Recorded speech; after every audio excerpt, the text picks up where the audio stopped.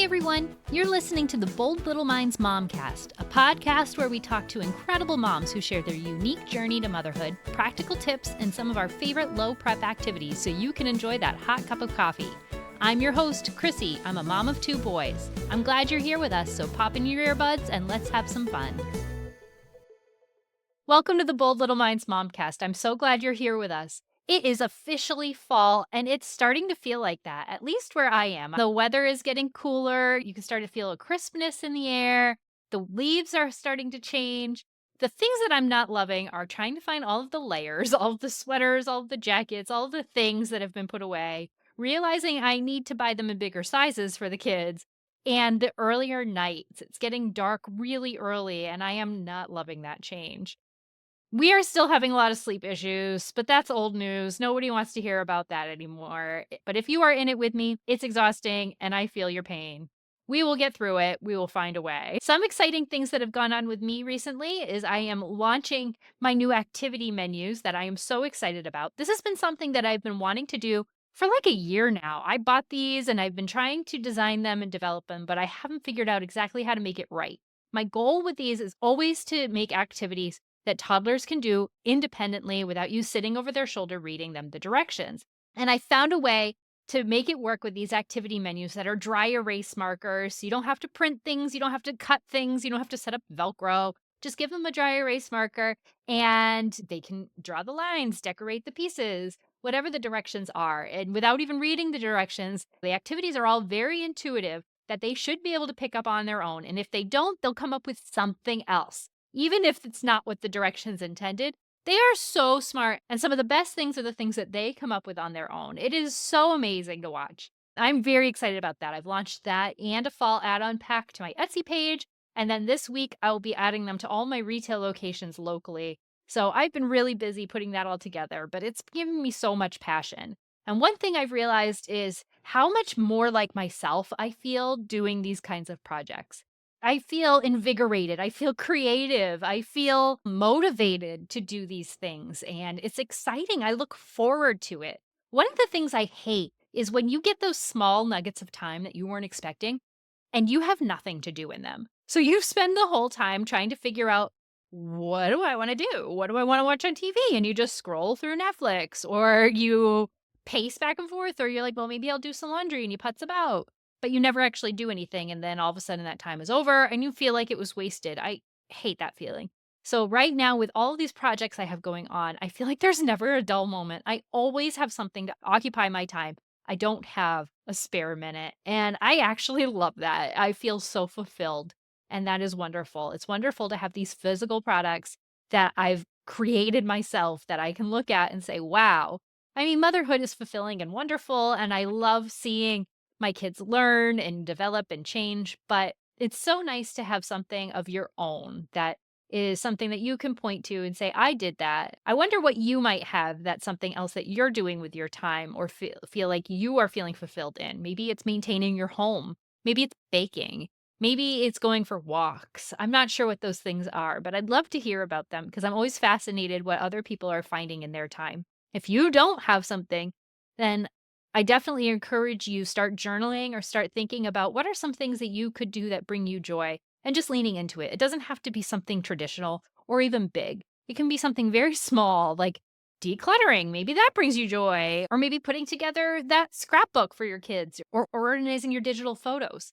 Like any of those things could be really fulfilling for you, and it would be interesting to hear what you might have. Today, our interview is with Poppy. Poppy is an educational lecturer. She is my first overseas guest. I was so excited to talk with her about her journey in academia. She has taken so many classes and has so many degrees, and she has so many kids. And it was really great to hear from her about her journey to motherhood because she has a couple of different pathways.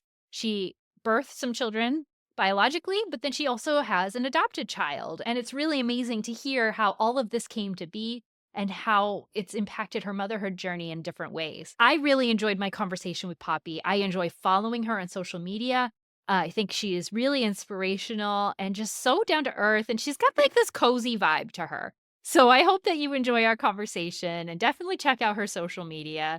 I hope that you take the time to rate and review and subscribe to this podcast. Make sure you share it with your friends. And I hope you enjoy the show. Welcome to the Bold Little Minds MomCast. My name is Krissy. I am a stay-at-home mom to 2 young boys, and I am so happy to be having my first international interview here with Dr. Poppy. Dr. Poppy is a lecturer in education. She is an author. She has a PhD, and she has 3 kids, 13, 9, and 5. Thank you so much for being here with me today. Hi, no, thanks for having me on. Just really excited to talk to you today. I'm excited to talk to you too. I know that you specialize in mental health and you really focus on moms and teachers of how to stay sane with all the chaos that's going on. Yeah, I try. We're all trying our best.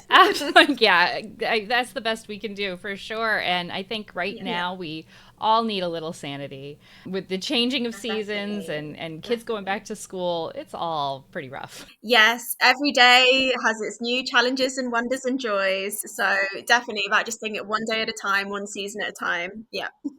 Great. Well, you have a background as an educator. You have an upcoming book, All the Things They Never Told You About Teaching. We can talk about that throughout.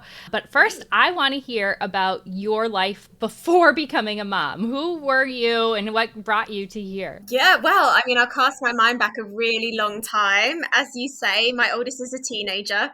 So we're going back a good 13 years. But even then, it wasn't child free because I was a teacher. So I was a primary school teacher from 21 and I had my first son mid 20s. So even then, I just loved being around children. I loved watching them grow. I loved nurturing them, learning from them. And I always knew that I wanted children of my own as well. So it just was part of the natural process. Once I was settled, I knew that I wanted to be married. Just for me personally, that was, I just wanted the kind of the security and the relationship I felt was strong, and everything fell into place. I married my husband now that I'd been with since 17. So we're kind of like teenage sweethearts, and we just always on the same page around children. But even before I had kids, it was definitely child centered, about being inclusive of children. I've always loved being child centered, and obviously having my first son in my 20s meant my whole life is child centered ever since. But I think I've always loved seeing how children should be that respected part of our society, respected in conversations, ask their opinions. And, you know, when we look back kind of medieval times, children definitely were not respected. Even Victorian times, they were thought to be seen and not heard. So for me, I've even before I had children of my own, I definitely just love being around children and spending time with them. But I definitely had better lions at the weekend. That's for sure. Right. I agree with you. It's so funny looking at history and seeing it's not even that far back. You don't have to dig far to Mhm. see where children were not the central part of our lives. Like when you watch movies from the 50s, it's Yeah. the kids are playing in the other room and let the parents have the cocktails. And Yes. I mean, I still love a cocktail, so I can see that bit, but sure, yeah. But centering our lives around kids is kind of relatively new, so we don't have a lot to refer back to. So that's great. I always say that having a background in education and understanding child development to a level has really helped improve my patience quality as a parent. Are you finding the same thing? yes, definitely. And I think having a background in education for me as well helps me understand the needs and where behavior is coming from. So I think it also makes you, as you say, more patient, but put things in perspective a bit more. Obviously, we all have moments where we feel like we're absolutely going to lose it. But when you think maybe the reason they're having that tantrum is because of an unmet need, not just because they're being naughty, it helps you kind of think, wait a minute, they're frustrated. And then reminding what it's like when we're frustrated, and we've just learned how to manage it, but they're still learning how to self regulate. So it definitely makes you, I think, have a more holistic approach of parenthood when you understand some of the things around development and regulation and anxieties that children have. Definitely. Right? And realizing that their brains are so incomplete that Mhm. it even the little things that think are little are so huge to them, and they just have so much going on in the background that we just can't understand. We can't figure out. Yeah, those Exactly. fits and those frustrations. It's even when you can't figure it out, you're like, why are you so frustrated about this one little thing? Hmm. It's not just that, it's everything else going on, and that goes all the way through teenagehood and beyond because of all the frontal Definitely. lobe issues that we've got going on. Definitely, yeah, as you rightly know. And I think it's harder as well when we've seen maybe even our parents. If I even look back at my own childhood, certainly if I did something like had a tantrum, it was seen as being naughty, even though my children think I'm a dinosaur. It wasn't that long ago that we saw, children having physical punishment in the home growing up. And only recently that's become like illegal here in the UK to smack your children. So just a really different approach. And sometimes that means you're on your own because I'm sure some of us can relate to when we've been out with family and they think, oh, you let your kids get away with everything, or that's not how I was brought up. But I think when we go in with a more nurturing and open attitude to kind of trying to understand what our children are trying to say to us, we actually have a better relationship with them and they will hopefully grow into more emotionally strong adults. And it's a long game. It is not rewarding necessarily in the short term. Like with my 3-year old, I try to practice all the gentle parenting, all of the making connection and long term goals. But man, in the moment, you are not seeing that reward when they're just laughing in your face after they continue to do the No. thing. You're right. You're right. It's definitely about putting that mask on yourself, keeping your cool, counting to five, because all they want is a reaction, right? But you'll reap the rewards. Just wait till they're very balanced adults and they're buying you great birthday presents, and it will all be worth it. It'll be worth it, Krissy. I will take that and I will put that on my wall. Dr. Puppy says this is worth it. So continue. We'll catch up in 10 years, 20 years' time and see how it's going. Absolutely. I love that. Yes. Let's put it on the Google Calendar now. That sounds good. So you have this background in education. You've always wanted to be a teacher. You always wanted to work with kids, but then you somehow became some sort of lifelong student yourself, right? Tell me about this. Yeah, yeah. And interestingly, I didn't like school.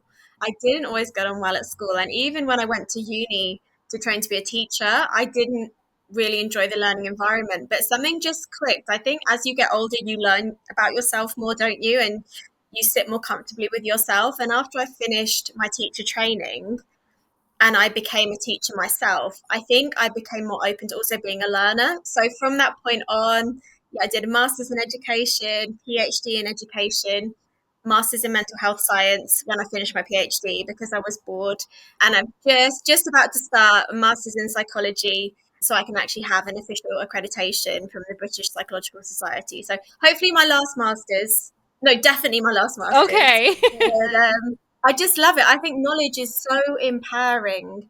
Any knowledge, it doesn't have to be a degree, it doesn't have to be a course, but learning anything enriches our life, doesn't it? And teaches us a new skill, or teaches us about ourselves as well as teaching us content. So, yeah, being a lifelong learner, definitely. I think I'll be one of those people like 90 years old going up on the graduation stage. I hope I am. I hope you are too. I think you will be. You'll be up there with all the young ones and you'll be saying you have no idea.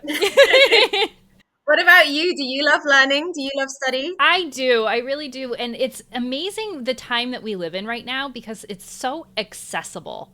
I have a master's in education as well. And then Amazing. at least in the school district that I used to work in the state I used to work in, you have financial incentives to continue on. So when you have your master's plus 15 credits or plus 30 credits, you go up the scale. So and you have to continue taking master's level That's courses. amazing. So That doesn't happen here in England. I think that's a great idea. right? It really is because it gives you that incentive to continue on with your learning and not just to stay stagnant. But like you said, it doesn't have to be taking formal school. So since becoming a mom, I've been wanting to dive deeper into development and things like that. But I just don't have I could make the time. I mean, we all have time and you make your choices, but I don't want to make the time and the dedication Yes. to a formal course that where I just feel like I might disappoint myself.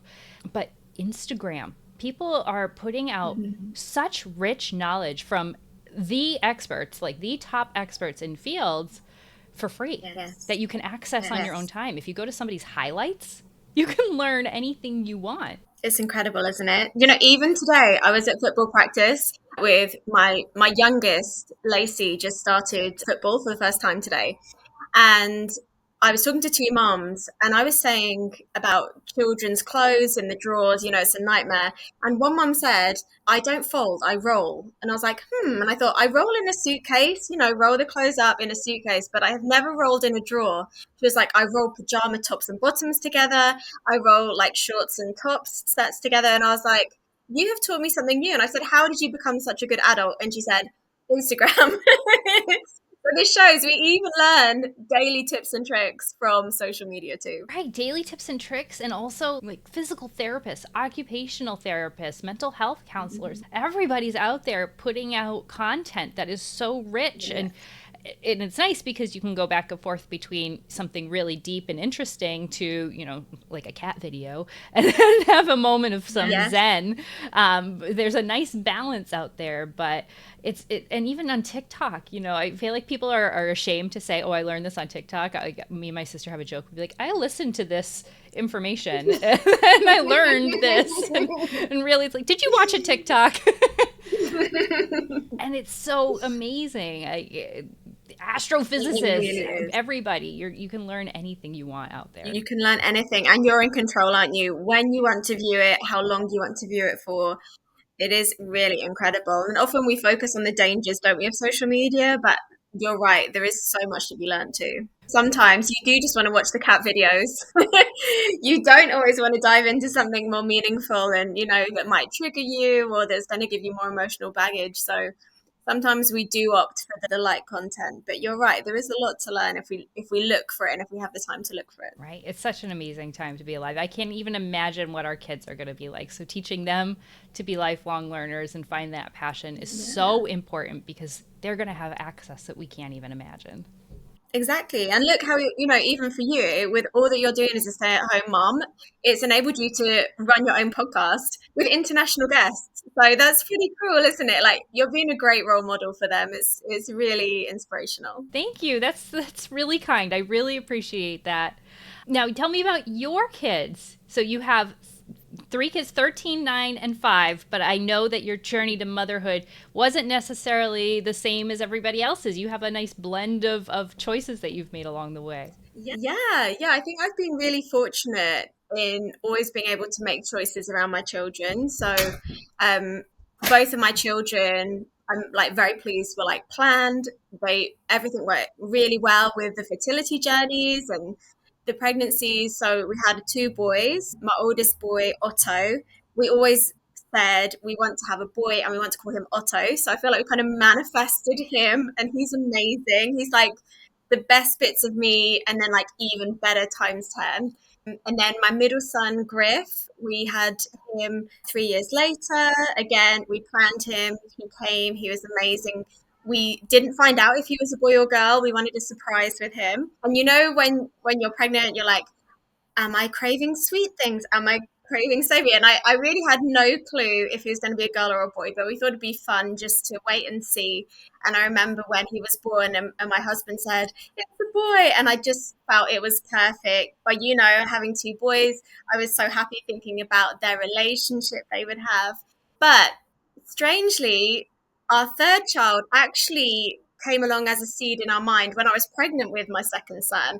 I was pregnant and I'd been reading some things online around children that need fostering, children that need adopting.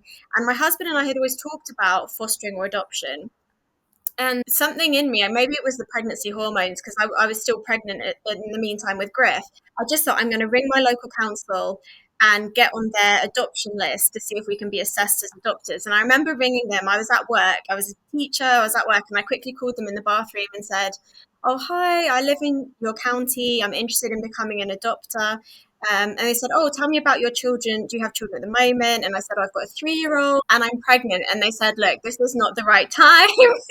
And they also told me here in England, there's a rule that your youngest child has to be 4 before you can adopt if you have children already in the home. So they said, look, you need to, first of all, give birth, raise that child to school age, and then call us back in 4 years' time. So it was pretty much 4 years to the day that me and my husband sat down and we said, look, Griff's starting school. What about considering adoption again? And my husband gave me the green light. So I jumped onto the council website, how do I register to learn more about adoption? And yeah, went to an information evening, started to learn about the children living in care or the children that were being fostered that needed homes. But the thing that surprised me the most, Krissy, was I thought at this point I'd already been teaching for I must have been teaching for about 12 years. I had a master's. I think I had my PhD. So I thought this will be a breeze. They're going to see me coming. I'm married to like my childhood sweetheart. We had our own home. We were feeling very confident and comfortable. It still took a whole year to be assessed. And a lot of the times along the way, I kept thinking I could have just tried to get pregnant biologically and I'd have only had a 9-month wait, and going through this assessment process took a year. And a lot of people were saying to me, oh, don't you want to just have another biological child? But something in me thought, I don't feel my next child needs to be actually like of my flesh. I know there are children out there that need homes and need families, and actually we feel like we could hopefully give someone a home that needs one. So we waited it out. There's so many times along the way we kept thinking, are we crazy? What's the impact on our boys going to be? And we didn't know anyone in our circle that had adopted or that was adopted. And obviously the in-laws and my own mum, you could tell, they weren't quite sure how they would react to a grandchild that was adopted because they're amazing grandparents to my biological sons, but how would they react to a child that was adopted being a grandchild? So it was very complex. But to cut a long story short, and you already know the spoiler, we were approved. And when that happens in England, I don't know if it's the same over there, but you get added to something called the National Adopters List. And then there's a really awful website called Linkmaker. Again, I don't know if it's international, but it's nicknamed amongst people here as Tinder, like Tinder, but for kids, because it's just like Tinder. It's the worst thing. It's the most I just cried the first time we logged on. So once you're approved, you get a very secure code. No one can view it if they're not ready to be an adopter. Your social worker has to help you log on, etc. And have you seen that film, Instant Family? I think it's called I Instant haven't Family. seen it yet, but I know, yeah, I know what you're talking about. You must watch it with Mark Wahlberg. So in it, they decide to adopt because they can't have children. And in that movie, if you watch Instant Family, he logs on to the same website. I guess it's a similar website. And you just see these photos of children and little bios, very much like a dating site. It's very, very strange. And you're pretty much just swiping, swiping. And that was very strange for us because we had our own children and trying to think, oh my gosh, like imagine these children that are, and you can tell they've been all brushed up for the photo, and some people have really gone to town with like little suits for the boys and little dresses for the girls, and trying to describe them in the bio. She loves playing with her dolls, and you're trying to think, is this the right fit?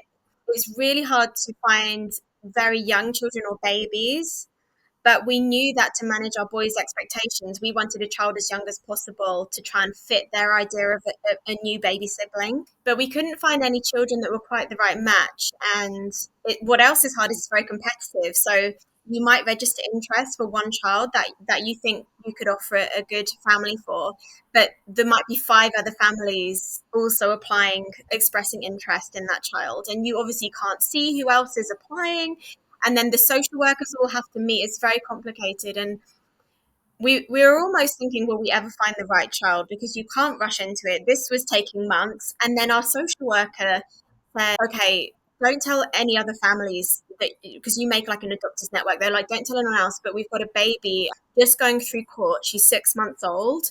The judge hasn't done the paperwork yet, so we can't even tell you her name. So all we can tell you is she's called baby L. So we didn't even know her name, and pretty much with that information and not even a photo, something in my gut just thought, this is my daughter. And I didn't even know her name. And so with all the other children, you're thinking, what will their full name be? So like you say, like, oh, this would be Harry Gibson or Jemima Gibson, and you're trying all the names out. This one we just knew as baby L.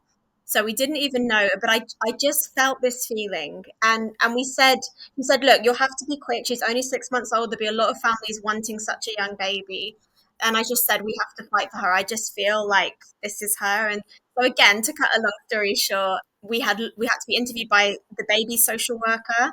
COVID hit at this point, so it all took longer and longer and longer. But a week before she turned 1, she came home. So we managed to have her home before her first birthday. So I never missed a birthday, which I was like, we were just pushing everything. The foster care had to come and live in our house to bring her home. Like we had to do everything. I was like, we'll do everything. We were having to COVID test every day and do everything, everything. And I was like, we will do whatever we can. And so, yes, she came home just for her first birthday. And the three of them now are thick as thieves. They are the best three. Like her brothers are so protective. They're just like a mini tribe. Like whenever we go anywhere, they're just the little tribe. They're incredible. And so it just felt like she was just meant to be my daughter. And it was worth the wait, and it was worth all the assessment, and it was worth everything. And now she's here. So yeah, maybe it wasn't conventional, but it just something just felt like it was the right way for us. Yeah, that's so sweet. And it's so amazing when you're pregnant. I think you have a little bit more of an intuition. Like, I had a dream one night when I was pregnant with my second one, and he had a name. And we Wow. couldn't decide on a name. We truly couldn't. Like, we were in the hospital, he was born, and we had two names that we were deciding between. And one of them was the one from the dream. And even though it wasn't my favorite name, it was his name. Like I Wow. couldn't shake it for the whole time. And these kids, I think they just tell you you have these moments of clarity that you know things are coming, Yeah. and this sounds like one of those moments that you just knew. Yeah. The universe had a plan. Yeah. What a system that is. I have never, it sounds like you're house hunting in a lot of ways, and it sounds like petfinder.com, like where you're looking Yeah. through the A crazy mix of everything, just with all the emotions thrown in. Yeah. right. I have one of my best friends fostered to adopt, and that was a journey of sacrifice. I mean, motherhood is anyway, Mhm. but to put yourself out there to take in somebody else, that's, you're right, all of the different pieces, the your in-laws, the grandparents, everybody else, but once that baby's here, there's no Yeah. question. No, She's just part of the family now. Exactly. Exactly. But it definitely has that layer, like, Mother's Day. Do you celebrate Mother's Day over we there? do, yeah. So same thing here. But even that day, then, although it's wonderful, I'm celebrating with my children. But then when you're an adoptive mother, or, a fostering parent, then you always think, I wonder how they're feeling today. I wonder how her birth mother's feeling. Like she must be thinking of her today. And so it does have, like, for you, I think for you as an adoptive parent, you have like extra baggage that you do have to kind of lock away some of that until maybe she's older, and like she knows she's adopted. We talk about it. We have loads of books. We use Disney because there's so many Disney stories around adoption and loss. But I don't think she fully understands. She knows she didn't grow in my tummy. We talk about that a lot. The other day, she was going, tell me again. She went, where did Otto grow? And I said, in my tummy. And she went, where did Griff grow? I said, in my tummy. And she went, where did I grow? And I said, well, you grew in your birth mother's tummy. And she went, I wish I grew in your tummy. And it was just so, I just said, well, no, I'm glad you grew where you did because that made you who you are. But like part of you does think, yeah, it's just a very strange thing coming to motherhood through adoption. But yeah, I wouldn't change it for the world. No, for sure, but there's a lot of trials that you're going to face probably her whole life, and navigating that, it's going to be Yeah. tricky, but I know, I'm sure you can handle it and everything. And Well, I hope so. We'll try our best. yeah, you'll do your best. I mean, when you get to teenage girls, I don't think there's any winning anyway. So, We've been them, so I'm sure we know. right, we sure do. So it sounds like they just blended together beautifully, all of the siblings. I know for me, I felt like my 0 to 1 transition was the hardest, just becoming a mom. I don't know if it's because my first baby was difficult. It was COVID, there was a lot going on. But Wow. that for me was the hardest transition. So you've had three now really distinct transitions into motherhood. How do they compare for you? I think you're right. I think that first one, and I didn't even have COVID for my first one, but I think the first one is big. And I think even just your body, seeing your body change and all of that is so big, isn't it? And I love being pregnant. I don't know, did you enjoy being pregnant? I did, yeah. Yeah, it's great, isn't it? And everyone's saying you're glowing, you're blooming, and you feel really good. And then after the baby's born, you're just like a shell, or I certainly felt like a shell. And remember, I don't know if it's a thing there, but when you go for that first wee after you've given birth, and they give you a jug to pour water down there to dilute everything, it's all gonna be a bit spicy. And I just remember thinking, oh my goodness, like I will never be the same again. But you of course you would go through it again, and we go through it again. But yeah, that first one, you go from being in charge of just you to being in charge of the most precious thing in the world. And I think what it's easy to do is lose sight of who you are and just become a mom. Like we always joke, we know each other at the school gates as so and so's mom. And a lot of us don't even know each other's names. We're just like, I'm Otto's mom, Griff's mom. And it's so important that you don't lose your name. And so I purposely try and learn everyone's name and call them by their name when I'm talking about them, because you do lose sight of that. Once you've had that first baby, your whole perspective shifts, as it should, right? You should be now centered on that baby, but it's easy to forget you. And so I think back to your previous question about lifelong learning, I think that's always been the thing that's for me. So when the baby was sleeping, I could log on my laptop, I could open a book, and I could use my brain in a way that in the day where I was singing nursery rhymes, and when they're just a baby and they can't even talk back. You're kind of reading those non-verbal signals, but you're pretty much just talking out loud by yourself for weeks and months. Having the study made me feel like I was still using my brain. So I've actually studied through all of my babies and even now, because I think that's the one thing where I show I am an academic and a teacher, and I can do other stuff just for me, because in the day everything's about them, right? Mostly. But the other transitions seem easy. I think once you've shifted your world to be child centered, the others just kind of slot in. And then just the added layer is really about managing the pre existing children's emotions and expectations. So, when I had my boys and we adopted my daughter, is talking to them around what is adoption and making sure they're in on those conversations, because they'd never met a social worker, but they had to be interviewed as part of the assessment process. So they were sitting down with my three-year old and 6-year old, or whatever they were, 4 and 7-year old, and asking, how would you feel about adopting a little brother or sister? And they'd never even heard really about adoption and things. And so having a lot of conversations with them, reading a lot of books about children or animals that were being adopted and fostered, to get them to understand the trauma that their sibling would have gone through.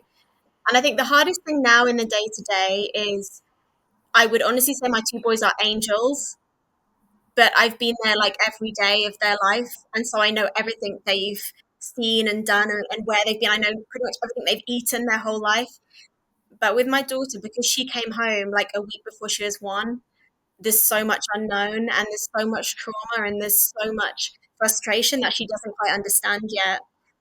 And my biggest pet hate is when people say, so she's just turned 5, but people say, oh, she's just a normal, if she's really angry, and I'll try saying it was hard to say she's really angry. They go, oh yeah, but she is young. And I feel like you've just totally missed the whole thing around adoption and trauma, because I have 2 children. I know what's normal angry, and I know what is kind of totally dysregulated because of a hidden trauma that I don't even know what happened fully. You can read the court reports all day long, but you'll never fully know what she saw, what happened. And so they're kind of unanswered questions I have to live with. So that's kind of been the hardest bit. The kids themselves, amazing, but sometimes it's how you manage your own feelings that can be the hardest bit. Right. We don't realize how formative that first year is, because they do seem like shells, right? It's Mm-hmm. mind numbing being around them and thinking and not knowing what to do with this potato that's with you. I'm glad it's not just me. I'm glad you agree with me. Completely. Yes. I mean, I would just sit there and be like, well, I don't know. Like, what do you want to talk about? Or you don't realize how much your eye contact makes a difference, Mm-hmm. or just like the warm tones that you might use. And of course, you're never going to be perfect, and everybody is going to make missteps and say things they're not proud of, or in tones that they're not proud of. but that's not trauma, right? That's normal parenting, and you repair, and there's more good than there is things you're not proud of. But the trauma Mhm. that kids go through is at these young ages really does make an impact on their brain development, and we don't Yeah. realize that quite so much. You're so right, Krissy. And one question I always ask my students, so I teach a lot about children's development at university. And one thing I normally ask them in the first lecture is around like when do you think children's development could be most affected? And a lot of them say, oh, when they're like 4 or when they start school. And then there's always someone who goes, I know, I think it's as soon as they're born. And then you'll go, okay, but what about the 9 months before they're born? And then for a lot of them, they don't even twig that a lot of that trauma can come even when they're pre-born from the things that they're hearing outside the womb. We play music, some of us when we're pregnant, we think if we play Mozart, our child can hear it. But what if that child's been hearing, arguments and domestic violence, and there can be that trauma there already, and the things that the mother might be ingesting and taking in the diet, and the levels of cortisol that pass through the placenta. So it's really important that we also remember, even before a baby is born, their bodies can be subject to trauma. And then, of course, we don't have it so much here in the UK, but I know in America, many babies are adopted at birth, right, as soon as they're born. And so, even then, when they've heard a mother's voice for approximately 9 months, and as soon as they're born and given to someone else who loves them as much as they can love anyone, but it's a stranger's voice, the baby's never heard that voice. So, even then, we might think, that baby's been born into this loving adoptive home, but it's now around strange voices it's never heard. So even things like that, a lot of people say things like, "Oh, you're lucky she was so young. She was only just turning 1." And I think you really haven't understood trauma at all. Right. Right. And true, I mean, truly, yes, she is lucky that it happened at that time in her life and there wasn't more that was able to Mm-hmm. develop. But there's still a lot to unpack and work with through her life. Yeah, exactly. And I don't want anyone listening to this to take away worrying. Oh man, what did I was so stressed when I was pregnant. If you're listening to this podcast, chances are your child is going to be just fine. You are not giving your child trauma. If you had fights with your husband while you were pregnant, Mhm. if you weren't eating the right foods, your kid's going to be great and you're a great mom. It's not just about these formative events too. It's about your mental health and well-being as well moving forward, Yes. and taking care of yourself and being kind to yourself, because we are not perfect. I yell at my Mhm. kids way more than I think I should, but I repair with them because I am Amazing. We're only human. right. I'm only human, but I also am a rational adult who doesn't have these risk factors for my kids. So I'm going to be able to afterwards, when I calm down, talk to them and whatnot. Whereas that's not what kids who are experiencing trauma are experiencing. They're not experiencing those repairs afterwards or that loving piece. So I think that's important to bring in too. Now, how do you take care of yourself? I know that learning is probably really therapeutic for you, and it sounds like talking to your students brings you a lot of joy as well. Is there anything else you do in Yeah. your life to round out your life? Yeah, I mean, so much. I think a big thing for me also, because I'm lucky my husband's put up with me this long, one thing we always do every month is have a date day. So this is a really good thing for me as well. We always book a day, normally when the children are at school, because I don't like leaving my children with babysitters personally. So we try and book a date day when the children are at school. It gives us like a good 6 hours, like 9 till 3. Like we'll drop them at the gate, zoom off somewhere, and then make sure we're back for the school pickup. We've actually just planned one. We've got our anniversary coming up, so we've just booked a spa day. So yeah, we'll be waiting outside the school for it to open, drop them in, and then while they're having fun learning, we're going to spend 6 hours in a spa. We've got some treatment. So for me, that's always really nice, always having something on the horizon with my husband that I can look forward to. Because I think as well, in the day to day, we don't always have time to like put on our favorite dress or get dressed up or eat out.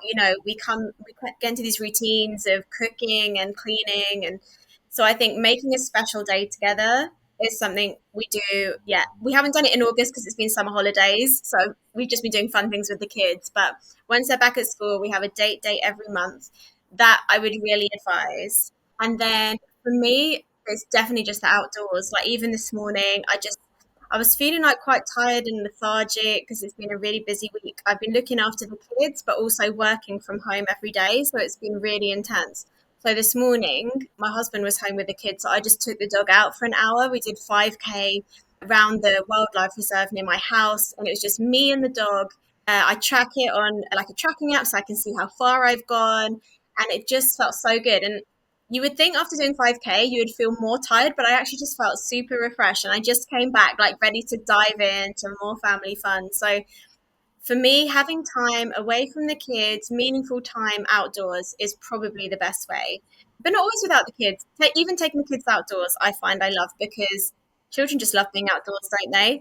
And when they have the freedom, to know where they can go, like on the beach, or say you can go between like that wall, and then they just can play without, boundaries and without you needing to be the one leading the task. I find that really mindful just watching them play like from more like a kind of audience role rather than being the facilitator. So anything like that, like always makes me feel good.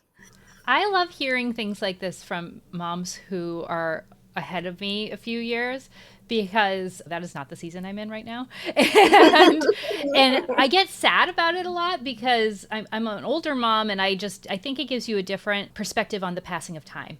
And you know that things are going to move so quick because you've had friends who've had kids who are now going to high school or graduating high school, and just yesterday they were babies. So you've already been through that kind of secondhand, and so I get sad, probably more than I should, about how my babies are going to get older and I'm not going to have the Legos on the floor anymore or whatnot. But it's really helpful for me to hear these kinds of stories and have these happy images of watching my kids explore and play and become these people in this different way rather than just preventing them from drowning in the ocean. They might just play and explore the seashell. Yeah. Like that's a nice vision to have. Yeah, because you'll have given them, those really strong foundations of how to behave and how to be safe. You would just reap the rewards, because I understand what you're saying. I always every time say I wish I could stay this age. I wish I could stay this age, and then next year I'll say I wish I could stay this age. And I was really worried because my oldest turned 13 this year, and I was thinking, how am I going to have a teenager in the house? And if you watch movies, teenagers are awful. And I know he's only just turned 13, so I know we have more to come. But it's actually my favorite age of him. And although you do get really nostalgic, don't you, when you think about when they were born and when they were tiny. But I actually think every year they get older, I love them even more because they become more themselves. They have more opinions and they develop more little ways. And seeing him now at 13, he starts to think what he'd like to do in the future. He started drawing. He's like amazing at drawing, and he's just everything he creates now. He's like more in control to create rather than me kind of co-creating. Just wait, you are gonna love it. Like, I know we don't want to wish time away, but the older they get, the more amazing they are. You're in for a treat, trust me. I love those kinds of just waits. Those are the best of knowing Mhm. what's to come. So while I'm in this stage, I rely heavily on activities and things that I can prepare for my kids that can help us to not just be leaping off the countertop and have something more productive to do. So, would you please share with me your favorite go to activity to do with your kids? Well, can I first say that I love all your content and I love your activities, and you are definitely super mom because I do definitely not get around to doing all of that amazing stuff that you do. So, firstly, kudos to you. I hope you appreciate what an amazing mom you are. Thank you. It's part of it's out of necessity because my children are danger boys and will, if I don't keep them busy, they will just be in the hospital because they just will leap off of things. So But actually, I was laughing. I saw your story that you posted recently around your little balcony area where the boys love to go. That did make me laugh. That definitely resonated with my daughter. She would be out on that balcony. My favorite thing, I mean, I love doing anything with them. I love the tough tray and just putting anything on there. So I've had a lot of like Zoom meetings over the summer. And what I'll do, like before I've got an hour Zoom meeting, is I'll just throw something on the tough tray. So a really good one was we got a bag of ice from the supermarket, and I literally just poured the whole thing onto the tough tray. So I think it cost about £1.50, probably about $3 for this massive bag of ice cubes. put it on the tough tray, put some cups of warm water, cold water, some spoons. So the whole activity costs like just a few dollars. And that kept me busy for the whole Zoom. Even my 13-year-old came. There was some bits of tin foil. So they were like wrapping up some of the ice cubes. So something like on a tough tray, shaving foam, anything like that, I love. My favorite kind of that is the least mess for me and the least prep is every time we go to the supermarket, I will say to my kids, just pick out a cupcake mix. So again, super cheap, probably costs about £2. And I know all we need is like an egg and maybe a cup of milk or something super simple. And I just will go home and I just say, right, you three make it on your own. And they'll get out the scales to weigh the butter or the milk, whatever they need. And they'll just make it themselves. They don't look great. They normally taste okay. I normally say, you three enjoy them. And if there's a spare one, we save that for dad. But it keeps them busy and gives them agency and they're creating something they can admire at the end. We always take a photo, and I'm the person that annoyingly spams stuff in the family WhatsApp, like awful things my kids made. But I love things like that where they just feel like they have carried out something from start to finish, and then they get to eat it. Something like that for me. And my top tip would be for this: please don't feel everything you do has to be Instagrammable because I do see on Instagram sometimes people thinking you have to make everything from scratch. Here's my organic soy muffins or whatever. And nothing against those people, but I think when you're really busy, you don't have time and you shouldn't feel pressured that everything does have to be perfect like that. My kids love picking a brightly colored cupcake mix. It's normally someone off the TV, like a cartoon character, and it comes with little rice papers of their favorite cartoon characters stick on top.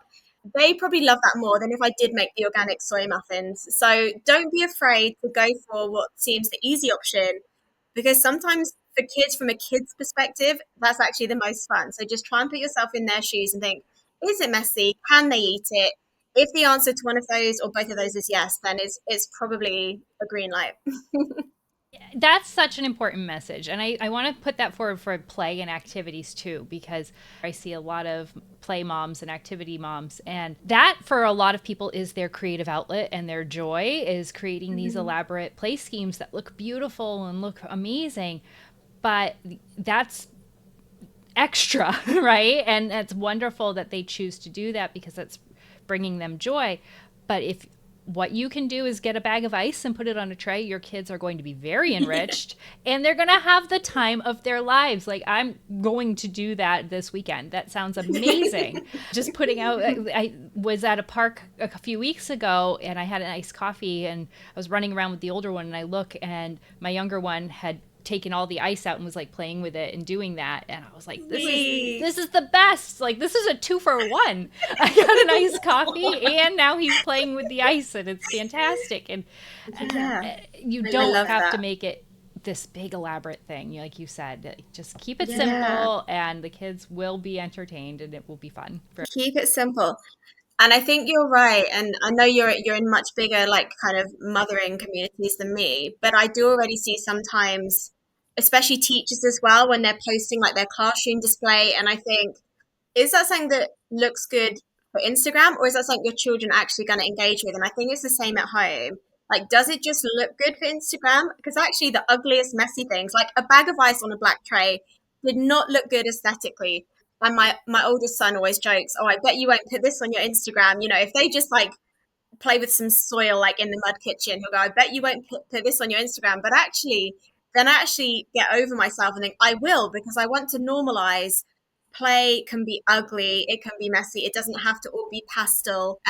Speaking on what you said, I actually saw someone who got quite trolled, actually quite heckled, because a lot of children's toys are really brightly colored, aren't they? Like, often like obnoxiously colored, red, green, yellow. And someone had bought, I think, off Facebook Marketplace, like of other marketplaces are available. They'd bought like a play kitchen, like a secondhand plastic kitchen. And I think it was like red, yellow, green. All the doors were bright primary colors. And they said, "Watch me transform this secondhand kitchen for my daughter." And they sprayed the whole thing like beige and put on just some little silver stars. And whereas I guess it come from a place of love from that parent that had wanted to make something that looked great, a lot of people were saying, but actually, is that as appealing to your child as something that was just wild and crazy. So I think although we want things to look good, even I go to the park, I feel like, why does everyone else's child look amazing? They all match in like pastel clothes. And mine, like one of mine's probably in like a superhero costume with like odd socks. But do you know what? If they're happy and they're having fun, my children love dressing themselves. My 5-year-old loves picking what she's going to wear. And yes, she might be in like a tutu skirt with a Spider-Man t-shirt, but she's happy. And so I think, again, it comes back to just giving them agency and choice in what they want to play with, in what they want to wear, and not feeling it all has to match, because it really doesn't. And so many of those choices that you're seeing that you're feeling self-conscious about, it's probably because that's that parent's outlet. That parent's getting the joy Exactly. from that, they feel the pride in putting on the outfits rather than maybe something else that you are feeling your pride and joy coming from. So I mean, they're probably just better adults than me. I wish. there's I that. wish I Yes, was there's that too. They're organized. also just better people and better parents. But Yeah, I'm actually just also jealous that their kids always look great. right. I'm jealous that their kid's not running away. So there we are. Yeah. We're just at a different spot. I relate. We There we relate. go. This has been a joy. Let's see. We've got like 10 minutes. Can we touch on a question real quick? From a Yeah, listener. let's do it. Great. Okay. So this is from one of our listeners. This is our first listener question. It's my 3.5-year-old has been having loud screaming fits in public and in the car. It's happening less frequently than it was, but when it does happen, it's awful and so loud. I feel like a lot of it is attention seeking, so I've been trying to ignore and not react in a big way. How can I effectively stop a screaming and kicking tantrum in public or quickly de-escalate a screaming fit in the car while I'm driving? Ooh. Firstly, we have all been there, and it's the worst. The first thing I would say, though, just before we even think about what might work, is honestly, although to you it probably seems like the worst thing that's happening when your child is screaming in the store, trust me, some people won't even notice. And I remember taking my baby to a restaurant for the first time, and they were crying, and I felt so self-conscious, thinking I have to leave the restaurant. When I go to restaurants now and hear babies crying, I just think, oh, I hope the mum's okay. Like, and it really, I don't even notice the baby crying. So I want to also say, although you probably feel like everyone's looking at you, they're not. Everyone's been there. My first thing that I would say is, do you have to drive? Because I've noticed a big switch for me is where possible, if it's walkable, we will walk or we will take scooters, and that instantly eliminates, because my daughter hates getting in the car and hates getting strapped in because she's definitely a free runner. But instead, even if it's like a mile or 2 miles, if the weather's fine, we will just walk or scoot. And now it's taking that journey from being a nightmare trying to get her in the car, get shoes on. If I say we're going on scooters, so that sometimes changes your child's mindset to think, oh, we're going on an adventure, even though we're probably still going to the same supermarket to buy the cupcake mix that we were going to get in the car. We've now made it into a fun journey. So that would get rid of the car tantrums if possible, if it's for short journeys. The other one, and I don't know whether you ever tried this, but actually is just to ignore them. Just sit with them, just be next to them so they know that you're present. And I know you've read a lot around kind of therapeutic parenting, so you'll know it's just about being present. But we know that, when we're upset or angry, if someone goes calm down or cheer up, it does not help. So you saying that to your child is not going to help when they're totally dysregulated. But if you're just there and present, give them space to, express how they're feeling, then they'll be ready. What you can also do is maybe remind them where we're going next. So, when you're ready, then we can go to the playground or whatever. So they know there's something good to look forward to. There's a reason for them to calm down. But sometimes just sitting and not saying anything, because they're doing it for a reaction, as your listener says, they probably are doing it for attention because they feel like a need needs to be met. But if you're just there and present, you're already meeting that need. They know that you're there, and just wait it out. And just remember while you're waiting that no one really minds. I love that piece. I think that's so important, and I would have never made that connection on my own. Is how many people probably just aren't even aware. They're either on their headphones or they're thinking about their own day, and maybe they're like, oh, there's a baby and or a kid, and they've moved on to whatever their whole life problem is, and or they're shopping, and so they're not you are, of course, it's the center of your brain and it's all you can think about, but that's not everybody else's experience. So that's huge. I will say my favorite thing is snacks constantly, right? Snacks, When you're yes, in, always. and I know that for the car piece of it, we don't. I know this person. We don't live in a walkable area. They need the car, but I keep those teething crackers, the rice crackers that you can't choke on and don't make a huge mess, and they're just super vacuumable in the car. Amazing. And I get them at Target, and there's 3 different colors that they sell, but I'm sure you can get them anywhere in different flavors or whatnot. And I have the routine. First, they get the blue one, and I pass the blue one Love back, it. and they eat it, and then they get the pink one, and then they get the yellow one, depending on the length of the car ride. I So love that. that's my go-to is like a non-chokeable snack, and then in public, yeah, I bring my snack bag everywhere, and I just feed them when they're having an issue. So That's such a good tip. I think food is the Always snacks. And then also remembering a snack for you. I hope there's also something in your bag for you to snack on, right? Unless you eat the rice crackers. I have. They're not great. They are not. The kids like them, but they will do in the moment. But yes, having a snack for you is something I need to improve on. I need to just add that to my. Thank you so much for this. This has been such a joy. Please tell everybody about your book and Yeah. where they can find more of your content because you have so many good things to share with the world. Oh, thank you. Well, yeah, the book, my latest book is going to be coming out in a few months, and it goes back to what we were saying earlier around just including children, because this book's called All the Things They Never Told You About Teaching. It's coming out with my amazing co-author, Marie Greenhalgh, and we've kind of just spoken around 24 topics that we sometimes don't want to talk about with children, things like death, things around like poverty, climate issues that we don't always know how to talk to children and young people about them, but it's important that we do because they will learn about them as they grow. So I'll be coming out soon with Routledge, so you'll be able to buy it online wherever you buy your books. But the real takeaway for anyone is just don't do your children a disservice by kind of just treating them, as children. They are children, but sometimes they understand more than you know. So, you know, buy a plant, when it dies, talk to them about death. Don't just put the plant in the bin. Like, have that conversation first. So start building your children ready for adulthood, because all we want is to make them ready to be adults, right? To be good adults in society. So just remember that the best way they can learn is from you. So the things you role model, the things you talk to them about. And that's really the essence of the book. And also what I try to do for my trainee teachers that I work with at university is just treat children as just young adults, and just remember that everything you say and do, to them matters. And what I loved, one thing I'm going to take away from what you said today is just the importance of that repairing, isn't it? We all shout sometimes, we all do the wrong thing sometimes. What matters is a conversation afterwards. And if we were always happy all the time, that actually would be doing our children a disservice. I don't think my children saw me cry until a few years ago. I got really upset and I was just crying my head off in the kitchen. I thought, wow, I don't think I've ever seen me cry like that. And I felt at the start, I felt bad. And then I realized, wait a minute, I need them to see that we have a whole range of emotions just like they do. And afterwards, I just sat with them and I explained why I was sad. I explained how I was going to make myself feel better. And I explained that, you get sad. And even when you're an adult, you will be sad sometimes. And here's how you can feel better. So yeah, just remember, even when you yell, even when you cry, what matters is the conversation you have afterwards, right? So important.